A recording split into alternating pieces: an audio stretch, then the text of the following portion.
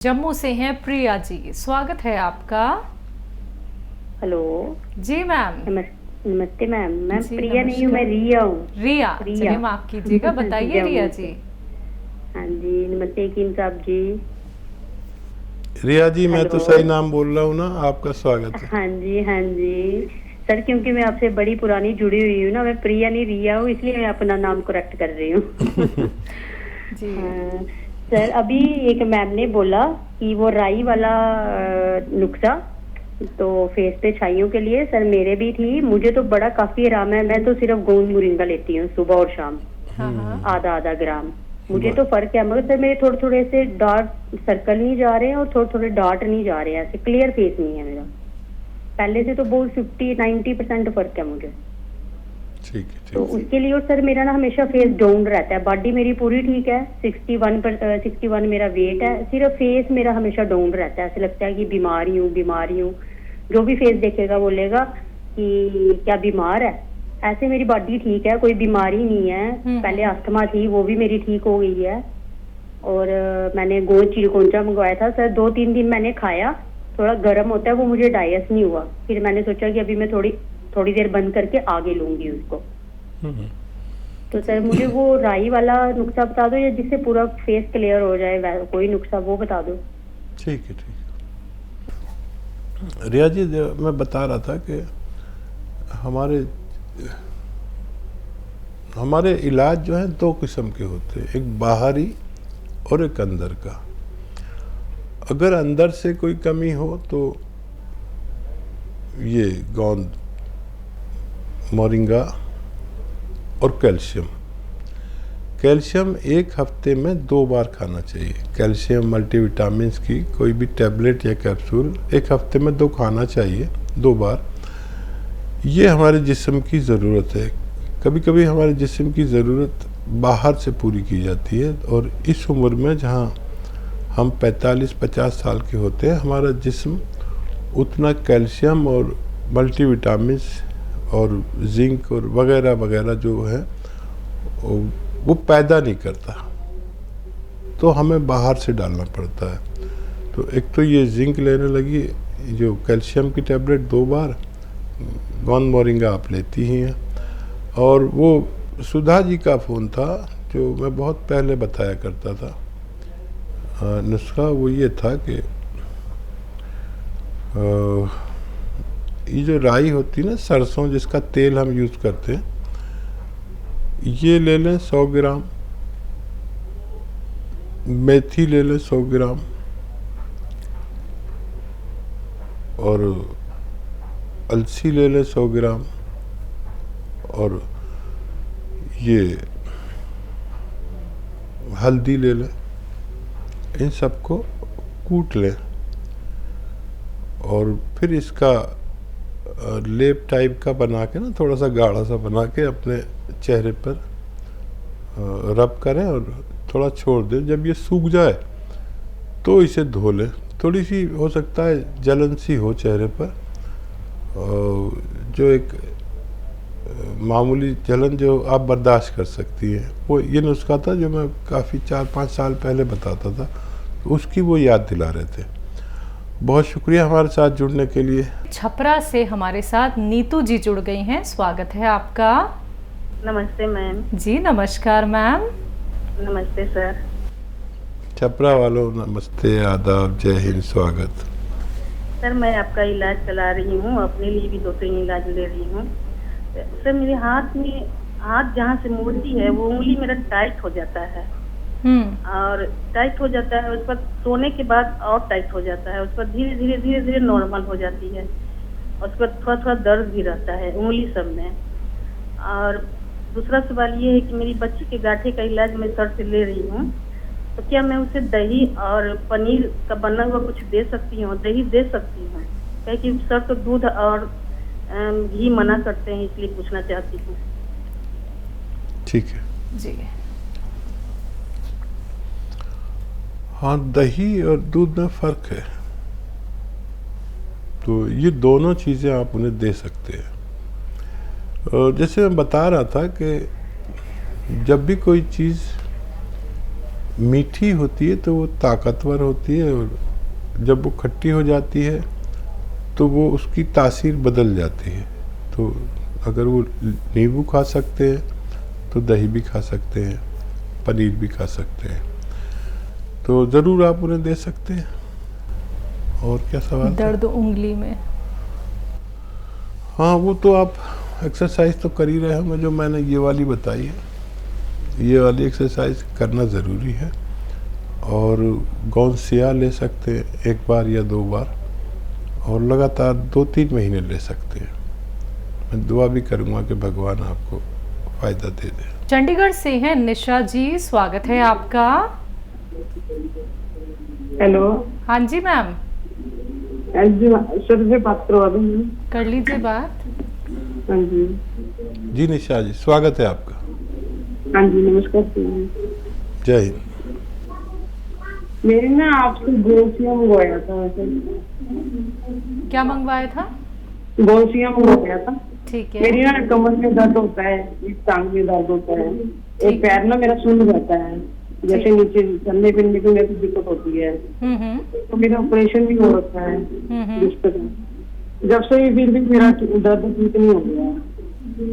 तो मैं 2.5 महीने हो गए मेरे को गोसिया खाते हुए। अभी भी कमर में जकड़न सी हो जाती है, पैर भी सुन जाता है। कितना फ़ायदा लगता है आपको अभी? फायदा तो है, पर एक पैर सुनना है कमरे में। सुबह जब उठती हूँ ना, पैरों कमरे में दर्द होता है। ठीक है, ठीक है। चल नहीं जाता मेरे से। अच्छा देखिए,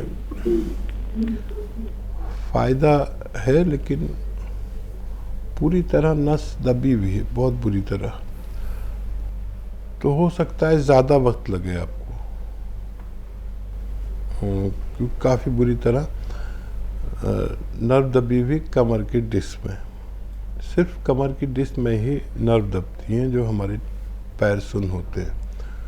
और वही सब एहतियात आप पर भी ज़रूरी है कि वेस्टर्न टॉयलेट यूज़ करें, और उकड़ू बैठना जिसे कहते हैं ना, पंजों के बल ज़मीन में जो बैठते हैं, वो बिल्कुल छोड़ दें। वेस्टर्न टॉयलेट का इस्तेमाल करें।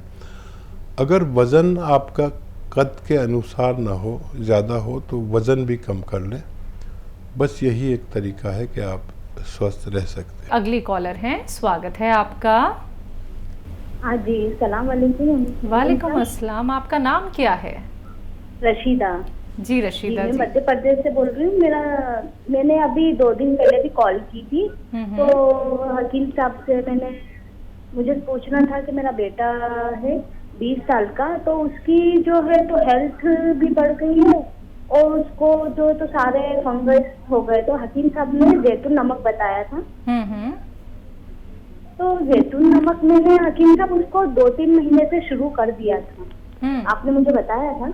तो उसको मैंने चालू कर दिया, पर मतलब जैसे उसका वो बता रहा था कि मम्मी मेरा थोड़ा थोड़ा साफ होना चालू हो गया है।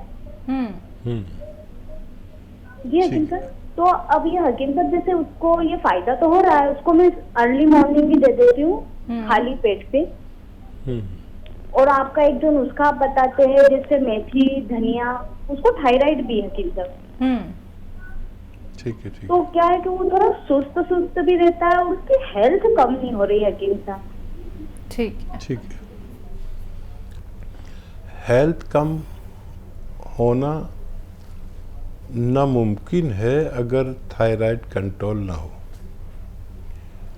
और जैसे आप नमक जैतून देते हैं, नमक जैतून खाने का सोडा पानी में मिलाइए, ये आप दे ही रहे होंगे।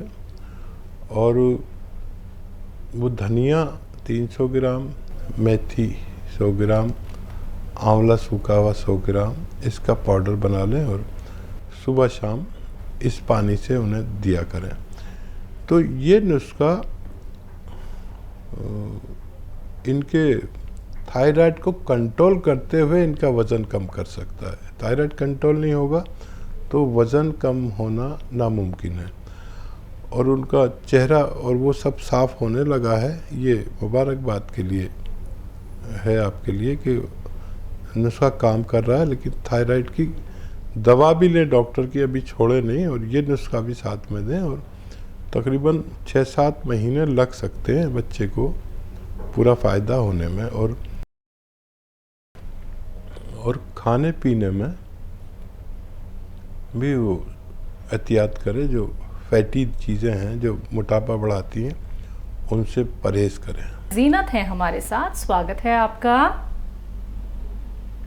हाकिम साहब, हमें ये जानना था, जैसे कुत्ता या बिल्ली के काटने की बात पूछ रहे हैं। जैसे कुत्ता काट लेता है तो 14 इंजेक्शन पहले लगते थे, अब तो खैर 3 लगते हैं, तो उसका कोई यूनानी में नुस्खा है कि नहीं? और जैसे बिल्ली काट लेती है तो उसके भी वही इंजेक्शन उतने ही लगते हैं, पहले तो 14 उसके भी लगते थे, अब 3 लगते हैं। हालांकि मेरे बिल्ली काट चुकी, इंजेक्शन 3 लग चुके हैं। तो हमें ये जानना था उसका कुछ यूनानी में नुस्खा वगैरह है कि नहीं है, कि इंजेक्शन ही सही रहते हैं? ठीक है, तो उसमें क्या करना चाहिए क्या नहीं? जी। पहले जब ये इंजेक्शन नहीं आते थे तो शायद आपको याद हो कि उसी के घर की हल्दी और हल्का सा चूना, उसमें एक चुटकी चूना और हल्दी पीस कर काटी हुई जगह पर लगा देते थे, और ये इंजेक्शन की ज़रूरत नहीं पड़ती थी। ये हमारे बचपन की बात है। फिर ये रेबीज़ के इंजेक्शन आए तो फिर दौर भी बदल गया, एक नस्ल चेंज हो गई, तो अब उसी का वाहिद इलाज यही किया जाता है। लेकिन बिल्ली के काटने पर अगर नहीं भी लगाएं तो कोई नुकसान नहीं होता।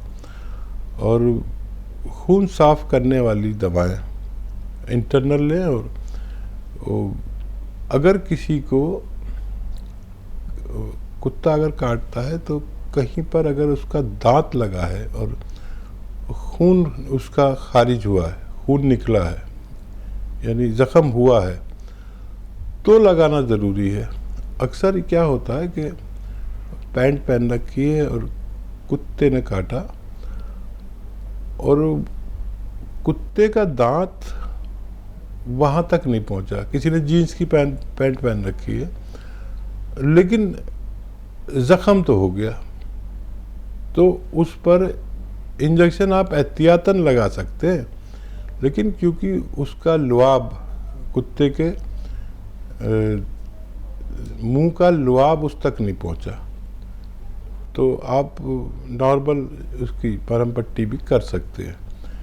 ये देखना ज़रूरी है कि कुत्ता या बिल्ली के काटने से हमारे ज़ख़म तो हो गया, लेकिन अगर लुआब, उसके लुआब दहाना यानी मुंह की लार वहाँ तक नहीं पहुँची है। क्योंकि जीन्स की पैंट या मोटी कोई पैंट ऐसी होती है कि उसने मुंह तो मार दिया, लेकिन उसके दांत ने पैंट के कपड़े को पार नहीं किया। जैसे मेरे कोई यहाँ पर लोहे की कोई चीज़ मारे, तो लोहे की चीज़, लोहे के लिए भी आपने देखा होगा एक इंजेक्शन ज़रूरी है, वो लगवाना ज़रूरी होता है। लेकिन वो लोहा किसी ने मेरे यहाँ मारा और अंदर से कट तो गया, लेकिन लोहे ने मेरी शर्ट को क्रॉस नहीं किया, तो फिर वो इंजेक्शन भी लगवाना ज़रूरी नहीं है।